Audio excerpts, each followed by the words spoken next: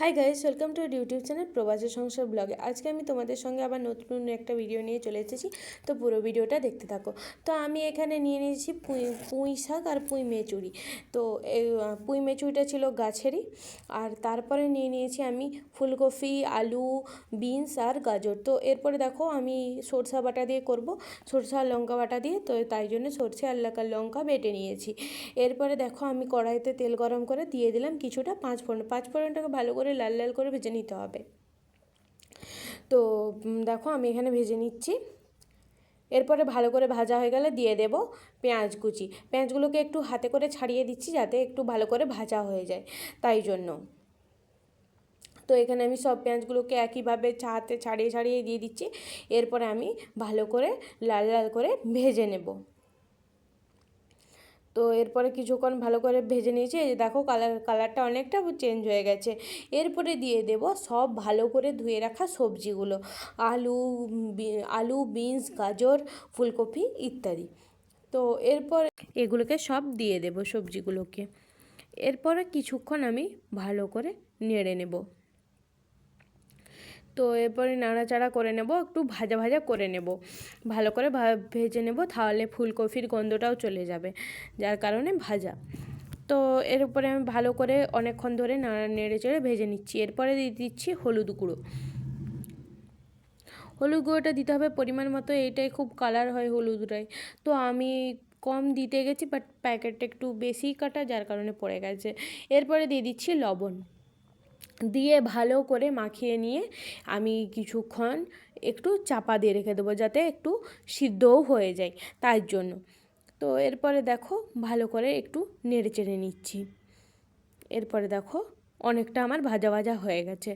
তো এরপরে দিয়ে দিচ্ছি পালং শাক আর পুঁই মেচুরিগুলো। তো দিয়ে ভালোভাবে কিছুক্ষণ নেড়ে চেড়ে নেব। তো এই যে দেখো আমি এখানে নেড়ে চেড়ে নিচ্ছি। এবারে কিছুক্ষণের জন্য আমি এখানে ঢাকা দিয়ে দেব। তো আমি আজকে কোনো আদা রসুন পেস্ট ইউজ করিনি, শুধু আমি নর্মালি রান্না করেছি ওই সর্ষে বাটা আর লঙ্কা বাটা দিয়ে। তো এরপর দেখো ঢাকাটা খুলে কিছুক্ষণ আবার ভালো করে নাড়াচাড়া করে নেব। তো এরপরে ভালোভাবে নাড়াচাড়া হয়ে গেলে এরপরে দিয়ে দেবো সর্ষে আর লঙ্কাটা। তো দিয়ে এবারে তারপরে আবার ভালো করে নাড়াচাড়া করে নেব। তো এই যে দেখো আমি এখানে নাড়াচাড়া করে নিচ্ছি। তো নাড়াচাড়া করা হয়ে গেলে এরপরে আমি দিয়ে দেবো পরিমাণ মতো জল, যাতে সিদ্ধ হয়, তাই জন্য। তো এর যে দেখো পুঁই মেচুরি থেকেও প্রথমে কিছুটা জল বেরিয়েছিল। তো এই যে দেখো, এই যে আমি দেখছি সিদ্ধ হয়েছে কিনা, আলু, গাজর এসব সিদ্ধ হয়েছে কিনা আমি জাস্ট দেখছিলাম। তো একটু সিদ্ধ হওয়ার বাকি ছিল, তো তাই জন্য আমি আরও একবার ঢাকা দিয়ে রেখে দিয়েছিলাম, সেটা আমি তোমাদের সঙ্গে শেয়ার করিনি। তো আমি আবার একটু ঢাকা দিয়ে দিয়েছিলাম। তো আমার 70% মতো সিদ্ধ হয়েছিল, তাই জন্য আমি আর একটু ঢাকা দিয়ে দিয়েছিলাম। তো এরপরে আমি আবার ঢাকা খুলে দেখছি, তখন একদম পুরো সিদ্ধ হয়ে গেছে। তো এরপরে তোমাদের যদি ঘি থাকে ঘি দিয়েও নামিয়ে নিতে পারো, কারণ আর আমার কাছে ঘি থাকেনি, ঘিটা আমি অ্যাভয়েড করে গেছি। এই যে দেখো সব কিছু একদম সুন্দরভাবে সেদ্ধ হয়ে গেছে।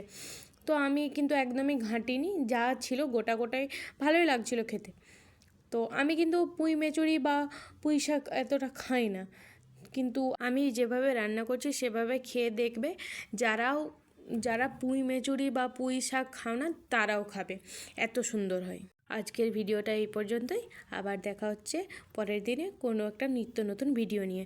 তো ততক্ষণে তোমরা লাইক, কমেন্ট, শেয়ার করতে ভুলো না, এবং সাবস্ক্রাইব করে দিও, পাশে থাকা বেল আইকন অন করে দিও।